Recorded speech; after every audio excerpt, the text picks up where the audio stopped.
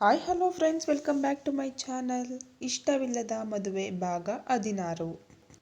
ಹೌದು, ನಾನ್ಯಾಕೆ ಅವನು ಕಾಲ್ ಮಾಡಿದಾಗ ಇಷ್ಟೊಂದು ನರ್ವಸ್ ಆಗಿದ್ದೇನೆ? ಹಿಂದೆಯೆಲ್ಲ ಅದೆಷ್ಟು ಬಾರಿ ಅವನಲ್ಲಿ ಜಗಳವಾಡಿಲ್ಲ. ಈಗೇನಾಯ್ತು ನನಗೆ?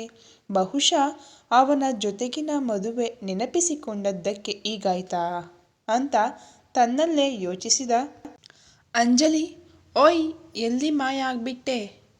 ಅಲೋ ಎಂದು ಕೂಗಿದವನ ಧ್ವನಿ ಕೇಳಿ ಮೊಬೈಲ್ ಸರಿಯಾಗಿ ಹಿಡಿದು, ಕತ್ತೆ ತರಹ ಯಾಕೆ ಕಿರುಚ್ತಾ ಇದ್ದೀಯಾ? ಕಿವಿ ಕೇಳುತ್ತೆ ನನಗೆ. ಕಾಲ್ ಯಾಕೆ ಮಾಡಿದ್ದು ಎಂದು ಗಂಭೀರವಾದ ಅವಳ ಧ್ವನಿ ಕೇಳಿದವನ ತುಟಿಯಂಚಲ್ಲಿ ನಗು ಹೊರಳಿತ್ತು. ಯಾಕೆ ವೈಫಿ, ನಿಂಗೇನಾದರೂ ಮರೆವಿನ ಕಾಯಿಲೆ ಇದೆಯಾ? ನಾನೀಗ ನಿನ್ನ ಹಸ್ಬೆಂಡ್. ಯಾವಾಗ ಬೇಕು ಆವಾಗ ನಿನಗೆ ಕಾಲ್ ಮೆಸೇಜ್ ಮಾಡ್ತಾ ಇರ್ಬೋದು ಎಂದ ಅವನ ಮಾತು ಕೇಳಿ ಉರಿದು ಹೋಗಿತ್ತವಳಿಗೆ. ತಲೆ ಚೆಚ್ಚಿಕೊಂಡು, ಮದುವೆಯಾಗಿ 1 ವಾರ ಕಳೆದ ಮೇಲೆ ನಾನು ನಿನ್ನ ಹೆಂಡತಿ ಎಂದು ನೆನಪಾಯ್ತಲ್ಲ, ಥ್ಯಾಂಕ್ ಗಾಡ್ ಎಂದು ಉದಾಸೀನವಾಗಿ ನುಡಿದರೆ, ಅಂದ್ರೆ ನಿನಗೆ ಪ್ರತಿದಿನ ಈ ಹಸ್ಬೆಂಡ್ ನೆನಪಾಗುತ್ತಿತ್ತಾ? Are you waiting for my call wifey ಎಂದು ಕುತೂಹಲದಲ್ಲಿಯೇ ಕೇಳಿದರೆ, ಕೋಪದಲ್ಲಿ ಕೈ ಮುಷ್ಟಿ ಕಟ್ಟಿ, ವೈಫಿ ಅಂತೆ ವೈಫಿ, ಇವನಜ್ಜಿ ಪಿಂಡ ಎಂದು ಗೊಣಗಿ, ಅಂತಹ ಸೀನ್ ಏನಿಲ್ಲ ಸರ್, ಈಗ ಕಾಲ್ ಮಾಡಿದ್ದು ಯಾಕೆಂದು ಹೇಳಿ ಫೋನ್ ಇಡು. ಮೊದಲೇ ತಲೆ ಕೆಟ್ಟಿದೆ, ನೀನಿನ್ನು ಏನೇನೋ ಹೇಳಿ ತಲೆ ಕೆಡಿಸ್ಬೇಡ ಎಂದು ಹೇಳಿದವಳ ಧ್ವನಿಯಲ್ಲಿನ ಆಯಾಸ ಗಮನಿಸಿದವನು, ಆರ್ ಯು ಓಕೆ ಅಂಜಲಿ ಅಂದ. ತುಂಬಾ ದಿನಗಳ ಬಳಿಕ ಅವನ ಬಾಯಲ್ಲಿ ತನ್ನ ಹೆಸರು ಕೇಳಿ ಆಶ್ಚರ್ಯವಾದರೂ ಅದರ ಬಗ್ಗೆ ಜಾಸ್ತಿ ಯೋಚಿಸದೆ, ನನಗೇನಾಗಿದೆ, ಐ ಆಮ್ ಓಕೆ. ಈಗ ನೀನು ಕಾಲ್ ಮಾಡಿದ್ದು ಯಾಕೆ? ಮಾಡೋಕೆ ಬೇರೆ ಕೆಲಸ ಇಲ್ವಾ ನಿನಗೆ ಎಂದು ಕಿರಿಕಿರಿಯಾಗಿ ಹೇಳಿದರೆ, ನಿನಗೆ ಕಾಲ್ ಮಾಡೋಕೆ ನಂಗೇನು ಹುಚ್ಚ? ಇಷ್ಟು ದಿನ ಎಕ್ಸಾಮ್ ಎಂದುಕೊಂಡು ಕಾಲೇಜಲ್ಲಿ ಹಾಯಾಗಿದ್ದೆ. ಈಗ ಮನೆಗೆ ಬಂದ್ಮೇಲೆ ಮನೆಯಲ್ಲಿ ಇರೋರೆಲ್ಲ ನಿನ್ನ ಬಳಿ ಒಮ್ಮೆ ಮಾತಾಡೆಂದು ತಲೆ ತಿಂತಿದ್ರು. ಅಲ್ದೆ ನನ್ನ ಪೂರ್ತಿ ಜಗಳ ಗೊತ್ತಿರೋದು ನನ್ನ ಅಕ್ಕ ವಂದಿತಾಳಿಗೆ. ನಿನಗೆ ಕಾಲ್ ಮಾಡಿ ಮಾತಾಡದೆ ಇದ್ರೆ ಅಪ್ಪನ ಬಳಿ ನಮ್ಮ ವಿಷಯ ಹೇಳ್ತೀನೆಂದು ಬ್ಲ್ಯಾಕ್ ಮೇಲ್ ಮಾಡಿದ್ದಕ್ಕೆ ಈಗ ಕಾಲ್ ಮಾಡಿದ್ದು ಎಂದು ಮುಖ ಊದಿಸಿಕೊಂಡು ಹೇಳಿದರೆ, ನಿಮ್ಮಪ್ಪನಿಗೆ ನಮ್ಮ ವಿಷಯ ಗೊತ್ತಾಗಲು ನಾವೇನು ಲವ್ ಮಾಡಿಲ್ಲ, ಮಾಡಿರೋದೆಲ್ಲ ಜಗಳ ಅಷ್ಟೇ. ಅದಕ್ಕೆಲ್ಲ ಬ್ಲ್ಯಾಕ್ ಮೇಲ್ ಮಾಡಲು ನಿಮ್ಮಕ್ಕನಿಗೇನು ತಲೆ ಸರಿ ಇಲ್ವಾ?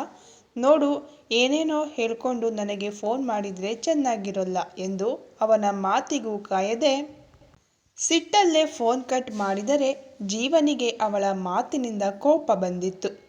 ಈಗ ಕಾಲ್ ಬೇರೆ ಕಟ್ ಮಾಡಿದ್ದನ್ನು ನೋಡಿ ಇನ್ನಷ್ಟು ಕೋಪಗೊಂಡು ಅವಳಿಗೆ ಪುನಃ ಫೋನ್ ಮಾಡಿದನು. ಪುನಃ ಅವನ ಕರೆಯನ್ನು ನೋಡಿ ಕಣ್ತೇಲಿಸಿ ಫೋನ್ ರಿಸೀವ್ ಮಾಡಿ, ಅವಳೇನಾದರೂ ಹೇಳುವ ಮೊದಲೇ, ಹೌ ಡೇರ್ ಯು ನನ್ನಕ್ಕನ ಬಗ್ಗೆ ಮಾತಾಡೋದು ಅಲ್ದೆ ಮಾತಿನ ಮಧ್ಯೆ ಕಾಲ್ ಬೇರೆ ಕಟ್ ಮಾಡ್ತೀಯಾ ಎಂದು ಜೋರಾದ ಧ್ವನಿ ಕೇಳಿ ತಾಳ್ಮೆ ಕಳೆದುಕೊಂಡ ಅಂಜಲಿ, ಲೋ, ಯಾವನಯ್ಯ ನೀನು? ಫಸ್ಟ್ ಆಫ್ ಆಲ್ ನಿಮ್ಮಕ್ಕನಿಗೆ ನಾನೇನೂ ಹೇಳಿಲ್ಲ. ಇನ್ನು ನನ್ನ ಕೈಯಲ್ಲಿರೋದು ನನ್ನದೇ ಮೊಬೈಲ್. ಕಾಲಾದರೂ ಕಟ್ ಮಾಡ್ತೀನಿ, ಏನಾದರೂ ಮಾಡ್ತೀನಿ, ಅದನ್ನ ಕೇಳೋಕೆ ನೀನ್ಯಾರು? ಮೊದಲೇ ಟೆನ್ಷನ್ನಲ್ಲಿದ್ದೀನಿ, ಕಾಲ್ ಮಾಡಿ ಇರಿಟೇಟ್ ಮಾಡಿದ್ರೆ ಸಾಯಿಸ್ಬಿಡ್ತೀನಿ ಅಷ್ಟೇ, ಇಡೋ ಫೋನು ಎಂದು ಕಿರುಚಿ ಫೋನಿಟ್ಟು ಸ್ವಿಚ್ ಆಫ್ ಮಾಡಿದರೆ, ಇತ್ತ ಜೀವ ಮುಖ ಕೋಪದಲ್ಲಿ ಕೆಂಪಾಗಿತ್ತು.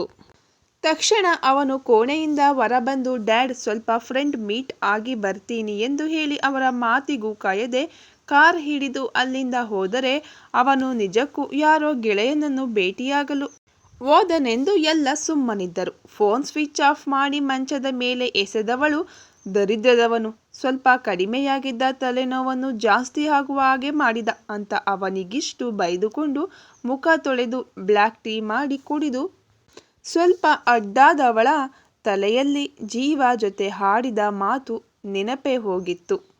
ಗಂಟೆಯ ಬಳಿಕ ಒಳ್ಳೆಯ ನಿದ್ದೆಯಲ್ಲಿದ್ದವಳಿಗೆ ಡೋರ್ ಬೆಲ್ ಸದ್ದಿಗೆ ಎಚ್ಚರವಾಗಿ ಅಲ್ಲೇ ಗಡಿಯಾರದತ್ತ ಕಣ್ಣು ಹಾಯಿಸಿದರೆ ಇನ್ನು 12:15. ಗೆಳೆಯರಿಬ್ಬರು ಡ್ಯೂಟಿಯಲ್ಲೇ ಇರುತ್ತಾರೆ, ಮತ್ತೆ ಯಾರು ಬೆಲ್ ಮಾಡುತ್ತಿರುವುದೆಂದು ಯೋಚಿಸುತ್ತಾ ಆಯಾಸದಲ್ಲೇ ಎದ್ದು 1-2 ನಿಮಿಷ ಕುಳಿತಳು. ಪುನಃ ಡೋರ್ ಬೆಲ್ ಆಗುತ್ತಿರುವುದನ್ನು ಕೇಳಿ ನಿಧಾನವಾಗಿ ನಡೆಯುತ್ತಾ ಬಾಗಿಲು ತೆರೆದರೆ ಅಲ್ಲಿದ್ದವನನ್ನು ನೋಡಿದವಳು ತಲೆ ತಿರುಗಿ ಬೀಳುವುದೊಂದು ಬಾಕಿ. ನೀನೇನು ಇಲ್ಲಿ? ತಲೆ ಕೆಟ್ಟಿದೆಯಾ ನಿನಗೆ ಎಂದು ತಲೆ ಹಿಡಿದುಕೊಂಡು ಕೇಳಿದರೆ ಕಳೆಗುಂದಿದ ಅವಳ ಮುಖ, ಕೆದರಿದ ಕೂದಲು, ಕೆಂಪಾದ ಕಣ್ಣು ನೋಡಿ ಏನೂ ಹೇಳದೆ ಒಳಗಡೆ ಬಂದನು. ಎಲ್ಲಿಗೆ ಹೋಗ್ತಾ ಇದ್ದೀಯಾ? ಒಂಟಿ ಹೆಣ್ಣು ಇರುವ ರೂಮಿಗೆ ಈ ರೀತಿ ನುಗ್ತಾ ಇದ್ದೀಯಲ್ಲ, ನಿನಗೆ ಮಾ ಅಂತ ಅನ್ನುವಾಗಲೇ ಮುಂದೇನು ಹೇಳುವ ಮೊದಲೇ ಅವಳತ್ತ ನುಗ್ಗಿ ಕೈ ಹಿಡಿದು ತಾನು ತೊಡಿಸಿದ ಉಂಗುರ ತೋರಿಸಿ, ನೀನು ಒಂಟಿ ಹೆಣ್ಣಲ್ಲ, ಕಾನೂನಾತ್ಮಕವಾಗಿ ನನ್ನ ಹೆಂಡತಿ ಅಂತ ಹೇಳಿ ಅವಳ ಕೈ ಬಿಟ್ಟು ಡೋರ್ ಲಾಕ್ ಮಾಡಿ, ಏನಾಗಿದೆ ನಿನಗೆ?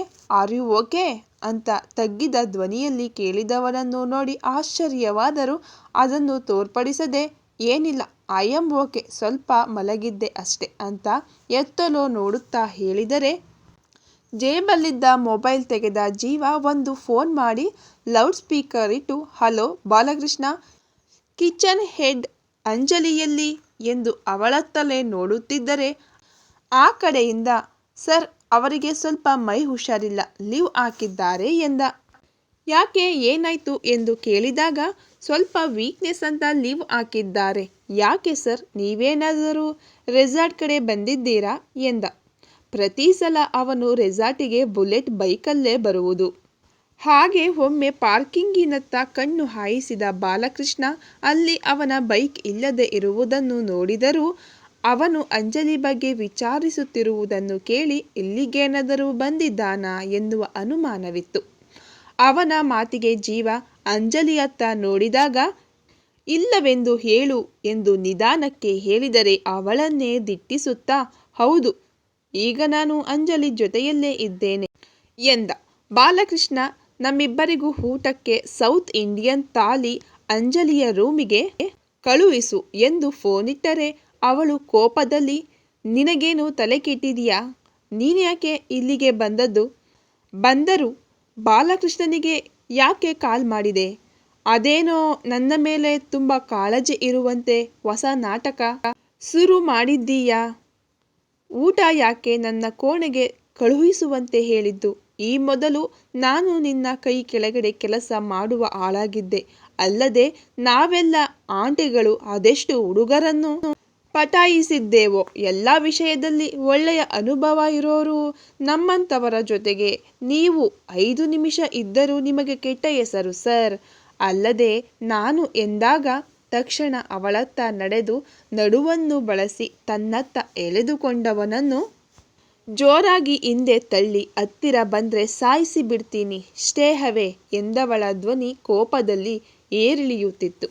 ಪುನಃ ಅವಳತ್ತ ಸರಿದು ಅವಳ ಕೈಗಳೆರಡನ್ನೂ ಬೆನ್ನ ಹಿಂದೆ ಗಟ್ಟಿಯಾಗಿ ಹಿಡಿದು ಅವಳಿಗೆ ಒತ್ತಿಕೊಂಡು ನಿಂತು, ಉಶ್, ಏನೇನೋ ಹೇಳಿ ನನ್ನ ಪೇಷನ್ಸ್ ಚೆಕ್ ಮಾಡಬೇಡ. ಈಗಲೂ I just hate you aunty.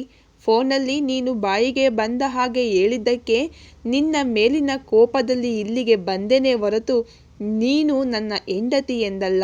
ಆದರೆ ನಿನ್ನ ಪಂಚರ್ ಆಗಿರುವ ಮುಖ ನೋಡಿ ನಿನ್ನ ಮೇಲಿದ್ದ ಕೋಪವೆಲ್ಲ ಹೋಯ್ತು.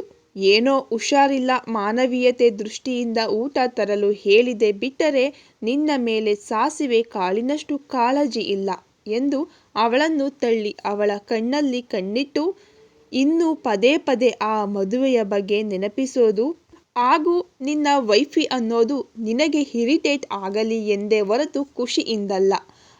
ಅದೆಲ್ಲ ಬಿಡು, ಈಗ ಊಟ ಬರುತ್ತೆ, ಚೆನ್ನಾಗಿ ತಿಂದು ರೆಸ್ಟ್ ಮಾಡು ಎಂದವನ ಮಾತು ತನಗಲ್ಲ ಎನ್ನುವಂತೆ ಅಲ್ಲೇ ಸೋಫಾಗೆ ಹೊರಗಿ ಆಯಾಸದಿಂದ ಕಣ್ಮುಚ್ಚಿದರೆ ಅವಳೆದುರು ಕುಳಿತು ಮೊಬೈಲ್ ನೋಡುತ್ತಾ ಆಗೊಮ್ಮೆ ಈಗೊಮ್ಮೆ ಅವಳತ್ತ ನೋಟ ಹರಿಸುತ್ತಿದ್ದನು. ಆದರೆ ಅವಳು ಮಾತ್ರ ತಪ್ಪಿಯೂ ಕಣ್ತೆರೆಯಲಿಲ್ಲ. ಅರ್ಧ ಗಂಟೆಯ ಬಳಿಕ ಖುದ್ದಾಗಿ ಬಾಲಕೃಷ್ಣನೇ ಊಟ ತಂದು ಅಂಜಲಿಯ ಬಳಿ ಕಣ್ಸನ್ನೆಯಲ್ಲಿಯೇ ಏನಾದರೂ ಪ್ರಾಬ್ಲಮ್ ಇದೆಯಾ ಎಂದು ಕೇಳಿದರೆ ಇಲ್ಲವೆಂದು ತಲೆಯಾಡಿಸಿದಳು. ಕಣ್ಣಿನಲ್ಲಿಯೇ ನಿಮ್ಮಿಬ್ಬರ ಮಾತು ಮುಗಿದಿದ್ದರೆ, ಬಾಲಕೃಷ್ಣ ಪ್ಲೀಸ್ ಲೀವ್, ನಿಮ್ಮ ಫ್ರೆಂಡನ್ನು ನಾನೇನು ತಿನ್ನೋಲ್ಲ, ಡೋಂಟ್ ವರಿ ಈಗವಳು ಎಂದು ಅವಳತ್ತ ಒಮ್ಮೆ ನೋಡಿ, ನಿನ್ನ ಬೆಸ್ಟ್ ಫ್ರೆಂಡ್ಸ್ ಅಲ್ವಾ ಇವನು ಮತ್ತೆ ಆ ಐಶ್ವರ್ಯ ರಾಮನ್. ನಮ್ಮ ರಿಜಿಸ್ಟರ್ ಮದುವೆಯ ಬಗ್ಗೆ ಹೇಳಿಯೇ ಇರುತ್ತೀಯ ಬಿಡು. ಸೊ ಬಾಲಕೃಷ್ಣ, ಈಗವಳು ನನ್ನ ಹೆಂಡತಿ. I will take care of her. ನೀವಿನ್ನು ಎಂದು ಬಾಗಿಲತ್ತ ಕೈ ತೋರಿಸಿದರೆ ಗೆಳತಿಯತ್ತ ಒಮ್ಮೆ ನೋಡಿ ಅವಳು ಕಣ್ಸನ್ನೆಯಲ್ಲೇ ಹೋಗು ಎಂದಾಗ ಅಲ್ಲಿಂದ ಹೊರ ನಡೆದನು. ಟೀಪಾಯ್ ಮೇಲಿದ್ದ ದೊಡ್ಡದಾದ ತಟ್ಟೆಯನ್ನು ಅಂಜಲಿಯ ಎದುರಿಟ್ಟು, 15 ನಿಮಿಷದಲ್ಲಿ ಇದೆಲ್ಲ ತಿಂದು ಮುಗಿಸು, ಇಲ್ಲಾಂದ್ರೆ ನಾನೇ ಬಲವಂತವಾಗಿ ತಿನ್ನಿಸಬೇಕಾಗುತ್ತದೆ ಎಂದರೆ ಅವನತ್ತ ಕೆಂಗಣ್ಣಲ್ಲಿ ನೋಡಿ, ಇಷ್ಟೆಲ್ಲ ತಿನ್ನಲು ನಾನೇನು ನಿನ್ನ ಹಾಗೆ ಬಕಾಸುರ ಅಂದುಕೊಂಡಿದ್ದೀಯಾ? ನನಗೆ ಸೂಪ್ ಮಾತ್ರ ಸಾಕು, ಬೇರೇನೂ ಬೇಡ ಎಂದು ತಟ್ಟೆಯಲ್ಲಿದ್ದ ಬೌಲ್ ಹಿಡಿದು ಸೂಪ್ ಕುಡಿಯಲಾರಂಭಿಸಿದಳು. ಸೂಪ್ ಮುಗಿದ ಕೂಡಲೇ ಅಲ್ಲಿಂದ ಹೇಳಲು ಹೊರಟವಳ ಕೈ ರಟ್ಟೆ ಹಿಡಿದು ಕೂರಿಸಿ ಅವಳ ಪಕ್ಕದಲ್ಲೇ ತಾನು ಕುಳಿತು ಚಪಾತಿಯನ್ನು ಚಿಕ್ಕ ತುಂಡು ಮಾಡಿ ಪಲ್ಯದ ಜೊತೆ ಅವಳೆದುರು ಹಿಡಿದರೆ ಬೇಡವೆಂದು ಹೇಳಿದಳು. ಪುನಃ ಅವಳೆದುರು ಹಿಡಿದರೆ ಇನ್ನೇನು ಅವಳು ಬೈಯಲು ಬಾಯಿ ತೆರೆಯಬೇಕು ಎನ್ನುವಾಗ ಅವಳ ಕೆನ್ನೆಯನ್ನು ಗಟ್ಟಿಯಾಗಿ ಹಿಡಿದು ತುತ್ತು ಬಾಯೊಳಗಡೆ ಹಾಕಿದನು. ಉಗಿಯಲು ಹೊರಟವಳು ಅವನ ಕೆಂಗಣ್ಣು ನೋಡಿ ಸುಮ್ಮನಾದಳು. 2 ಚಪಾತಿ ಮುಗಿಯುವವರೆಗೂ ಹೀಗೆಯೇ ಬಲವಂತವಾಗಿ ತಿನ್ನಿಸಿದವನು ನಂತರ ಪಲಾವ್ ಇರುವ ಬೌಲ್ ಹಿಡಿದರೆ, ಪ್ಲೀಸ್ ಹೇಳಿದ್ದು ಕೇಳು, ನನ್ನ ಹೊಟ್ಟೆ ತುಂಬಿದೆ, ಇನ್ನೂ ಒಂದೇ ಒಂದು ತುತ್ತು ತಿಂದರೂ ವಾಂತಿಯಾಗುತ್ತೆ ಎಂದು ಮುಖ ಚಿಕ್ಕದು ಮಾಡಿ ಹೇಳಿದವಳನ್ನು ನೋಡಿ ನಸುನಕ್ಕು, ವಾಂತಿ ಆದ್ರೆ ಪರವಾಗಿಲ್ಲ, ಪುನಃ ಇದೆ, ಥಾಲಿ ಆರ್ಡರ್ ಮಾಡ್ತೀನಿ, ಮತ್ತೊಮ್ಮೆ ಎಲ್ಲವನ್ನು ತಿನ್ಬೇಕು ಎಂದ. ಅವನ ಮಾತು ಕೇಳಿ ತಲೆ ಚೆಚ್ಚಿಕೊಂಡು, ಪ್ಲೀಸ್ ಜೀವ, ನನಗೆ ಅದೆಷ್ಟು ಬೈಬೇಕೋ, ಅದೇನೆಲ್ಲ ಹೇಳಬೇಕೋ ಎಲ್ಲ ಹೇಳಿಬಿಡು, ಕೇಳ್ತೀನಿ. ಆದರೆ ಇಷ್ಟವಿಲ್ಲದಿದ್ದರೂ ತಿನ್ನೋಕೆ ಬಲವಂತ ಮಾಡಬೇಡ. ಮೊದಲೇ ಸುಸ್ತಿನಿಂದ ತಲೆ ನೋಯ್ತಾ ಇದೆ, ಪುನಃ ನಿನ್ನ ಈ ಇರಿಟೇಷನ್, ಪ್ಲೀಸ್ ಇಲ್ಲಿಂದ ಹೋಗು ಅಂತ ಅಷ್ಟೊಂದು ವಿನಮ್ರವಾಗಿ ಅವಳು ಅವನಲ್ಲಿ ಮಾತನಾಡಿದ್ದು ಇದೇ ಮೊದಲ ಬಾರಿ. ಒಮ್ಮೆ ಅವಳ ಮಾತು ಕೇಳಬೇಕೆಂದು ಅನ್ನಿಸಿದರೂ ಅವಳ ತಲೆ ಸುತ್ತು ನೆನಪಾದಾಗ, ಓಕೆ ಹೋಗ್ತೀನಿ, ನೀನು ಈ ತಟ್ಟೆಯಲ್ಲಿರುವ ಎಲ್ಲ ಐಟಮ್ ತಿಂದ ಮೇಲೆ ಎಂದು ಅವಳತ್ತ ತಟ್ಟೆ ತಳ್ಳಿದರೆ, ಜೀವ, ನೀನೀಗ ನನ್ನ ಪೇಷಂಟ್ ಚೆಕ್ ಮಾಡಬೇಡ, ಹೊಟ್ಟೆ ತುಂಬಿದೆ, ಊಟ ಬೇಡ ಅಂದೆ ತಾನೆ, ಯಾಕೆ ಹೀಗೆಲ್ಲ ನಾಟಕ ಆಡ್ತೀಯ? ಅದರಲ್ಲೂ ನನ್ನ ಹೆಲ್ತ್ ಸರಿಯಿಲ್ಲ, ನೀನು ಬೇರೆ ಬೆಳಿಗ್ಗೆಯಿಂದ ಕಿರಿಕಿರಿ ಮಾಡ್ತಿದ್ದೀಯ ಎನ್ನುತ್ತಿದ್ದರೆ ಒಂದು ತುತ್ತು ಪಲಾವ್ ಅವಳ ಬಾಯಿಯೊಳಗಡೆ ತುಂಬಿದ್ದ. ಈ ಕತೆ ಇನ್ನು ಮುಂದುವರಿಯುತ್ತದೆ. ಯಾರಿಗೆಲ್ಲ ವಿಡಿಯೋಗಳು ಇಷ್ಟ ಆಗ್ತಾ ಇದೆ ಲೈಕ್ ಮಾಡಿ, ಹಾಗೆ ಸಬ್ಸ್ಕ್ರೈಬ್ ಮಾಡಿ. ನಿಮ್ಮ ಅನಿಸಿಕೆ ಅಭಿಪ್ರಾಯಗಳನ್ನು ನಮಗೆ ಕಾಮೆಂಟ್ ಮೂಲಕ ತಿಳಿಸಿ. Thank you for watching.